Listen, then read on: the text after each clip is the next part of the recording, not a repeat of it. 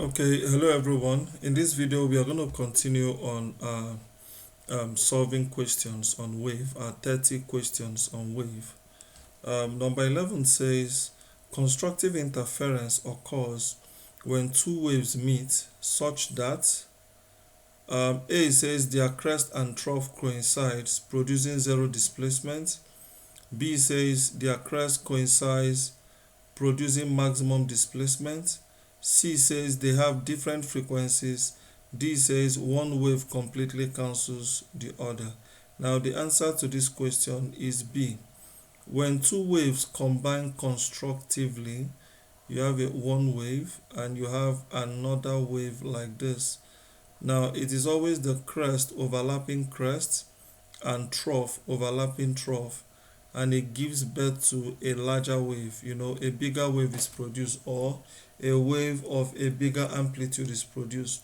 But when the interference is destructive simply means that both waves, one the crest of one wave overlaps the trough. This is called crest, and this is trough. So the crest of one wave overlaps the trough of the other wave, and they eventually cancel each other. Okay, so kindly note that. Now number 12 says two coherent waves of amplitude A superpose. The resultant amplitude, when they are exactly out of phase, the path phase is pi over 2 is. Now as long as they are out of phase, the only way they can be out of phase is when crest overlaps trough and when trough overlaps crest. That's important. So being out of phase means that the resultant, the combination of the two waves, is going to be zero. That is an example of a destructive interference. We have constructive interference, but this one here is an example of a destructive interference. Very important. Okay, number 13. Diffraction of wave is most pronounced when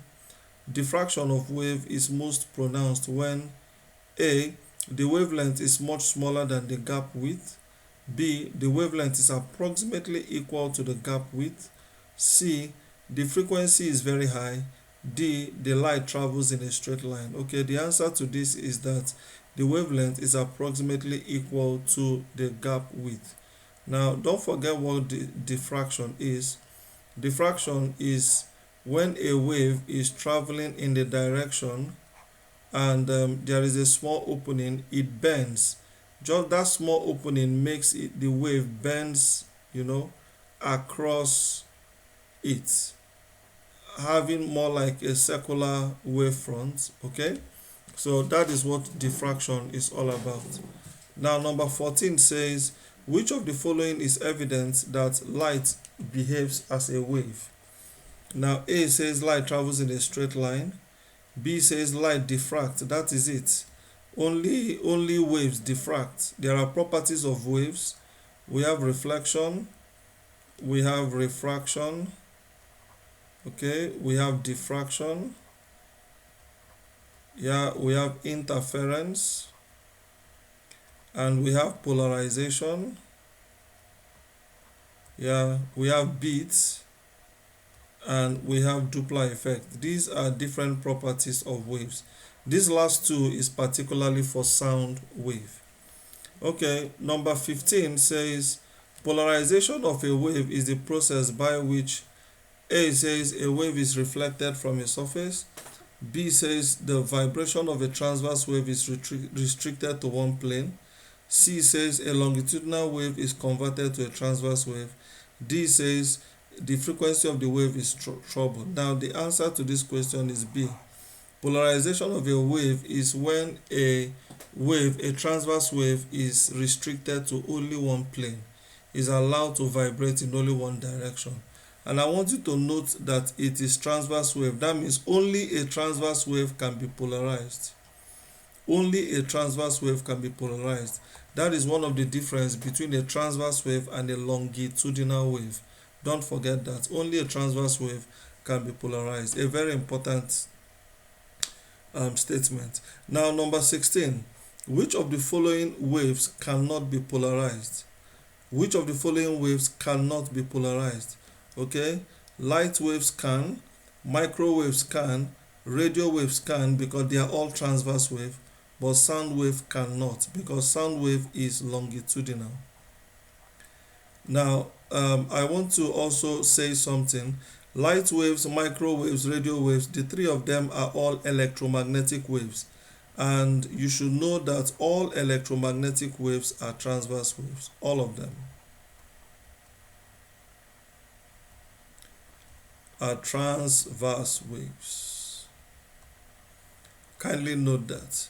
Now, number 17. Light can be polarized by all of the following methods except, now there are different ways to polarize light, okay? The only one that is off here is diffraction through a wide slit. You don't polarize light wave by diffraction, but you can polarize. There is polarization by reflection, there is polarization by refraction through a prism, and there is also polarization by passing it through a Polaroid filter. That's very important for you to know. The way you polarize, there are two types of transverse wave. Mechanical wave. The way you polarize a mechanical wave is by making it pass through a slit. We call it a slit. This is SLIT, a slit.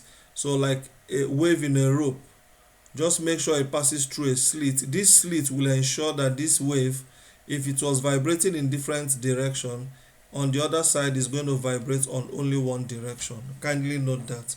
But if you want to polarize an electromagnetic wave, electromagnetic, which involves all the light waves, then you apply any of this: reflection, refraction through prism, and passing through a Polaroid filter. Very important.